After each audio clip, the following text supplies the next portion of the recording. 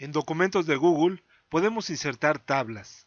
Las tablas son un elemento que nos permite organizar la información fácilmente. Se trata básicamente de una cuadrícula, es decir, de un conjunto de filas y columnas, en donde a la intersección de cada una de estas le llamamos celdas, y pueden contener texto, números, imágenes e incluso otras tablas. Para insertar una tabla, nos vamos al menú que hemos estado trabajando y utilizamos la opción tabla. También podemos utilizar el menú tabla, insertar tabla. En cualquiera de los dos casos tenemos una pequeña ventana en donde podemos decidir el número de columnas y filas que contendrá esta. Aparentemente esta ventana está limitada a 5 columnas y 5 filas. Sin embargo, si arrastramos el ratón, veremos que en realidad no existe tal límite. Podemos ampliarlo. Insertemos ahí donde está el punto de inserción en el documento una tabla de 4 filas con 4 columnas. Es decir, la selecciono el punto con el ratón y hacemos clic. Antes de dar contenido a la tabla, podemos trabajar su formato. Para ello podemos ir otra vez al menú tabla y utilizar la última opción, propiedades de tabla. Esto abre un cuadro de diálogo en donde podemos establecer diversas propiedades. Hagamos algunos cambios para ver los efectos. La primera de ellas es el borde de la tabla. Podemos indicar su color y su grosor. Aquí tenemos una opción para modificar el color de fondo, pero solamente de la celda donde está el punto de inserción.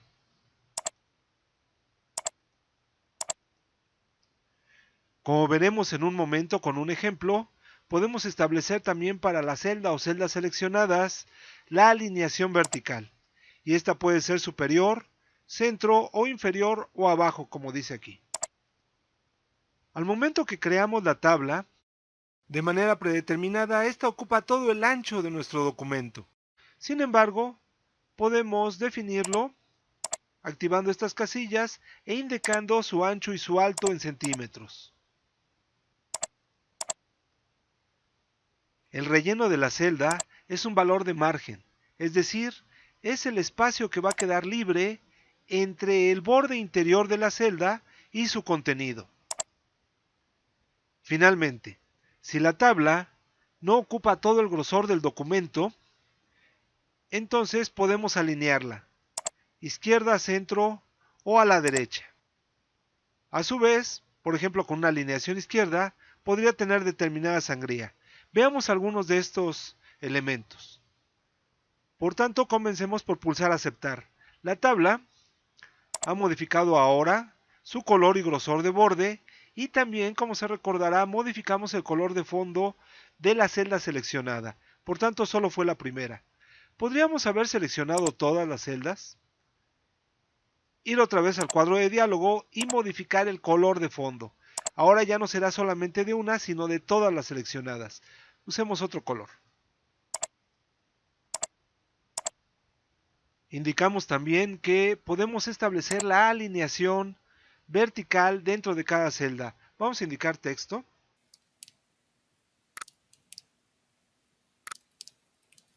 Vamos a cambiar la alineación vertical. Para la primera celda será superior, ¿de acuerdo? Para esta será centro y la última será abajo. Ahora aumentemos el alto de la fila y en donde podemos ver por tanto los efectos de esa alineación vertical. Vamos a modificar ahora el tamaño de la tabla, pero no a través del cuadro de diálogo, sino arrastrando sus bordes.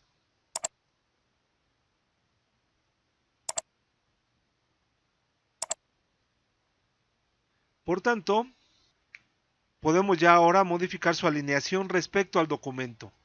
Vamos otra vez al cuadro de diálogo y utilicemos una alineación a la derecha. Y podemos ver que la tabla se desplaza al margen derecho del documento. Demos de una centro. Listo, y ahora una a la izquierda, pero modificando la sangría, 2 centímetros.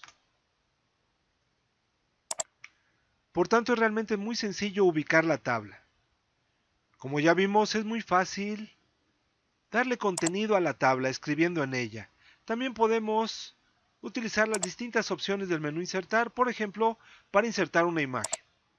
Nos aparece el cuadro de diálogo que ya estudiamos y vamos a arrastrar aquí una imagen conocida.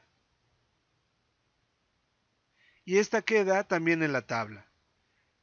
Si tuviéramos una tabla muy grande, no sé, varias columnas y un buen número de filas, tenemos algunas teclas que nos permiten movernos en la tabla. Obviamente, las flechas del teclado, pero también la combinación de teclas mayúsculas tabulador, que desplaza el punto de inserción a la izquierda. Vamos a ponerlo aquí. El tabulador por sí mismo mueve el punto de inserción a la derecha. Si estamos en la última celda, es decir, la de la esquina inferior derecha, y pulsamos el tabulador, se añade una nueva fila a la tabla. Nos vamos otra vez a la derecha y aquí otra vez añadiríamos una fila. Por otra parte, ya vimos que podemos modificar el tamaño de la tabla arrastrando sus bordes y lo mismo podemos hacer con el ancho de las columnas. Podemos modificarlas. Sin embargo, arrastrando los bordes de las columnas sería un poco impreciso para poderle dar a diversas columnas el mismo ancho. Para distribuir el ancho de las columnas y hacerlo uniforme, podemos utilizar una de las opciones del menú tabla. Distribuir columnas. Y entonces cada una mide lo mismo que las demás. Y lo mismo podemos hacer con el alto de las filas. Distribuir filas. Y todas quedan equitativamente distribuidas. Las dos acciones que complementan esto para trabajar con tablas son las que nos permiten eliminar filas o columnas, o la tabla completa, o insertar filas o columnas. Vamos a eliminar la fila que he resaltado. Otra acción común en el momento que estamos trabajando con tablas es la de poder combinar dos o más celdas que estén contiguas. Por ejemplo, seleccionamos estas y utilizamos el menú tabla, combinar celdas. Aquí en este caso lo hemos hecho horizontalmente. Aquí lo podemos hacer verticalmente. Por otra parte, si hacemos clic en uno de los bordes de las celdas, el segmento queda seleccionado. Si hago clic en otro borde al tiempo que pulso la tecla control, entonces puedo ir añadiendo segmentos de borde de celdas. En el momento en que tenemos uno o más segmentos de borde seleccionados, hay que observar que en la barra de herramientas desaparece todo lo que no procede y queda aquello que sí. En este caso, podemos modificar el color de segmentos específicos, los seleccionados.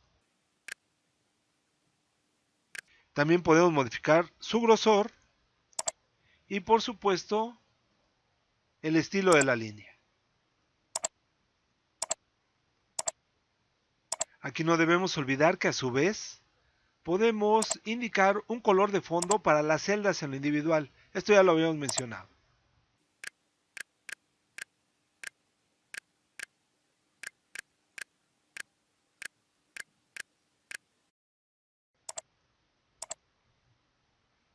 Por último, una opción para seleccionar segmentos específicos de borde nos los da este pequeño botón y esta ventana.